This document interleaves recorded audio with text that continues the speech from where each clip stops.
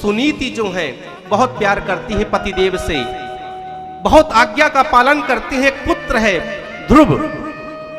और जाकर के एक दिन राजा उत्तानपाद, बिगड़ा हुआ राजा, गया जंगल में गुप्ता जी घूमने। जाकर के किसी कन्या को देखा, जैसे बस हो गया जो होता है आजकल, कन्या को देखते ही हो गया।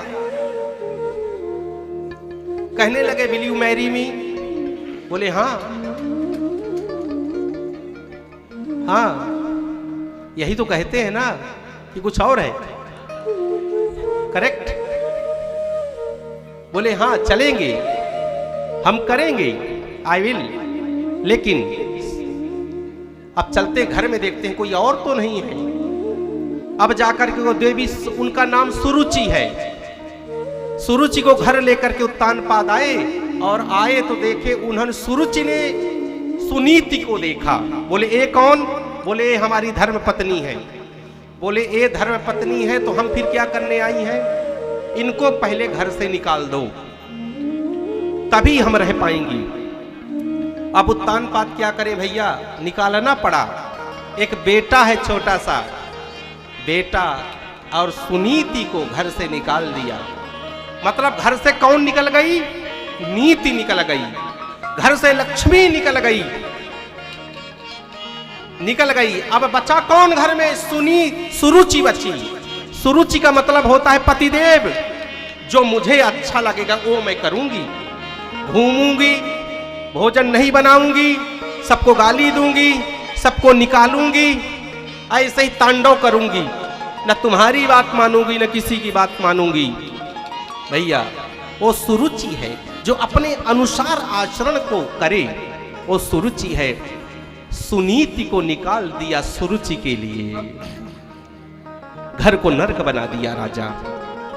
और जाकर के एक गई कुटी बना करके सुनीति रहने लगी अपने बालक ध्रुव के साथ। और ध्रुव को क्या करती हैं कि अपने बालक को जाकर के सत्संग में ले जाती हैं, सत्संग में जाती हैं, सत्संग सुनता है।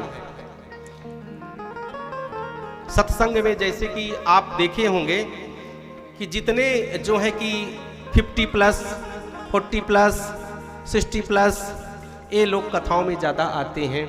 और आपने देखा है कि 10 साल, 15 साल, 20 साल के लड़के जो हैं तो इस सत्संग में आए। आपकी रिस्पॉन्सिबिलिटी है कि उनको लेकर के आएँ। अगर आप चाहते हैं कि आपको प्यार करें, आप चाहते हो संस्कारी हो और आपका इज्जत और सम्मान करें, तो सत्संग में आपको उन्हें भी लाना चाहिए। जैसे सुनीति ले जाती हैं, सुनीति सत्संग में ले जाती हैं, साधु का संग कराती हैं। एक दिन ध्रुव जी के मन में आया कि हम अपने पिता के गोद में बैठे गए। पिता की गोद में ध्रुव बैठना चाहे, बैठ तो गए उत्तानपाद की गोद में ध्रुव जी, लेकिन वहां से सुरुचि आई और हाथ पकड़ के ध्रुव जी को उतार दिया। ध्रुव जी को बहुत बुरा लगा।